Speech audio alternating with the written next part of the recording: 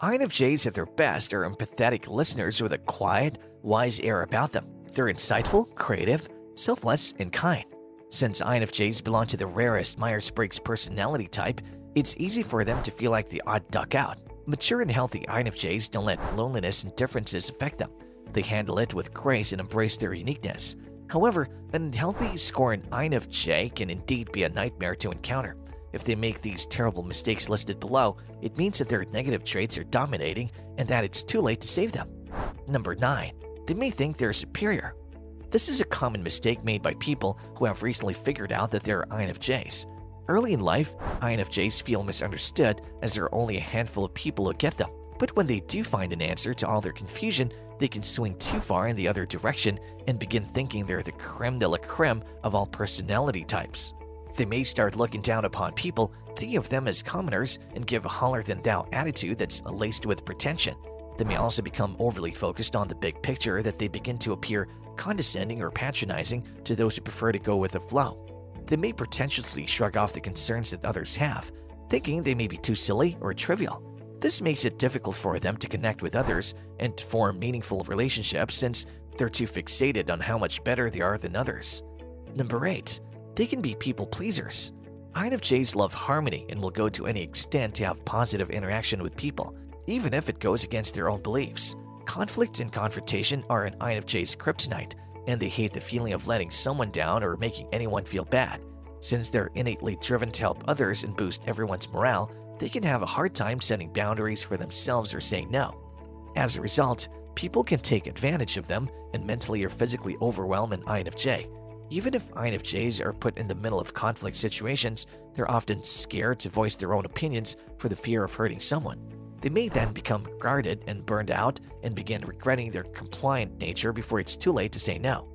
Number 7. They read too much into the situation. To others, INFJs can appear very awkward when their intuition kicks in and they begin reading into a situation. For example, if someone is sweeter than usual, they may deduce that the person wants something from them. In most cases, their intuition is right. INFJs are great at reading between the lines and understanding the true motives of people. But when an INFJ starts acting on their insights, that's when things may go out of hand. For example, if they think their friend is not genuinely being sweet to them, their body language, avoidance, and lack of congeniality may give away their distastes. For those who do not understand how an INFJ's mind works, this distaste may seem unfounded and awkward. They may think that the INFJ is simply stirring the pot for no good reason. It'll also seem out of character since INFJs are generally warm and helpful. Number 6. They get too lost in their own minds. INFJs love putting pieces together from seemingly unconnected events to see what others missed. Unfortunately, all this takes part in their subconscious, which means that if some nut is tough to crack, there's a good chance that the INFJ keeps getting lost in their head. This Myers-Briggs personality type has its own mind map and a rich inner world, but these very thoughts can distract them from observing their current surroundings and taking part in meaningful conversations with friends and loved ones. They may get so wrapped up in their head over analyzing something that doesn't need analyzing that they may not even notice if they were to walk into a wall. No matter what essential ideas an INFJ is cooking up in their head, it is likely that they may be missing out on some crucial cues, which might result in a clumsy or awkward mishap, which could have been avoided if they were paying attention. For example, their boss may be giving them updates on an important project and will think they're being rude or aloof by daydreaming and losing track of the conversation. Number 5. They fixate on minute details. INFJs are known for being both big-picture thinkers and highly detail-oriented, which is kind of contradictory. But when it comes to their interests, details reign supreme. So for example, if an INFJ has a passion for art, they will go into minute details about the topic without anyone prompting them. All it takes is a mere mention of a subject they enjoy, and the floodgates of knowledge are open. While an INFJ can talk for hours and hours about something they're interested in, dissecting every detail, it may not always be fun or exciting for the person listening. This level of detail is usually uninteresting to others, and they might also find it boring. If they're bored and are not enthused as the INFJ they're speaking to, it may appear that the latter is having a one-sided conversation with themselves. It can also hamper their ability to form meaningful connections with others. Number 4. They come to a conclusion too fast. It's no secret that INFJs have an uncanny ability to guess things that may happen in the future, thanks to their powerful intuition.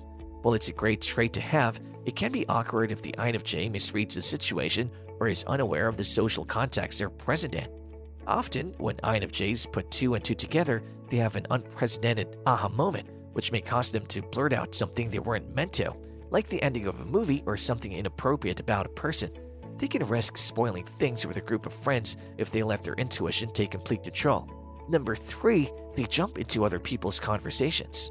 INFJs can accidentally overhear other people's conversations, even if they aren't a part of them. They're excellent listeners and highly empathetic, and their curious nature makes it nearly impossible for them to ignore conversations around them. Sometimes the conversation that others are having can pique their interest so much that they may feel an urge to join the conversation out of the blue. INFJs don't mean to eavesdrop or intrude upon others. Their observational skills are reflexive and may cause an INFJ to jump in if they feel that they can help.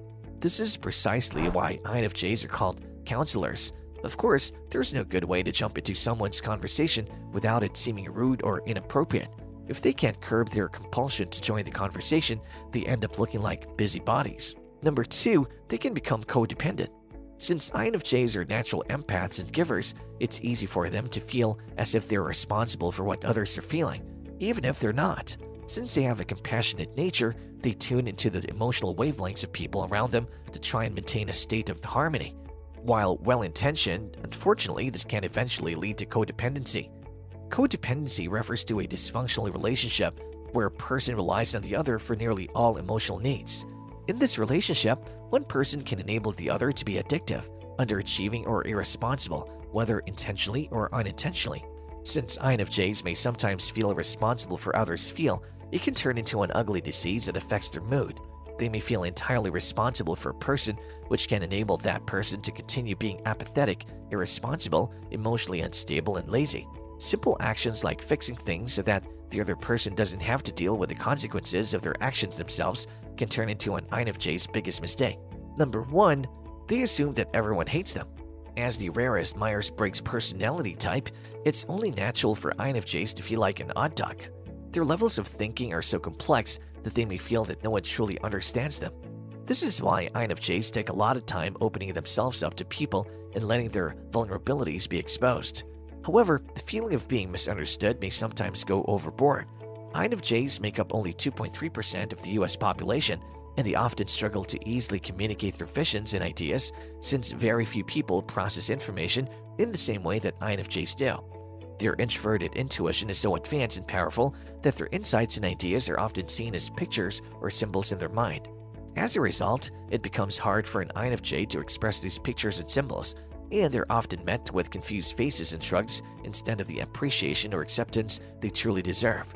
This, in turn, makes an INFJ intensely self-critical, and they may begin to feel that something is wrong with them. They then prefer to keep their thoughts private and become afraid to open up to anyone because they're scared about how they will react. Do you know an INFJ who has made one of these terrible mistakes?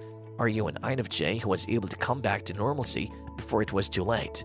Comment below. As always, like and share this video, and subscribe to our channel for more updates on psychology.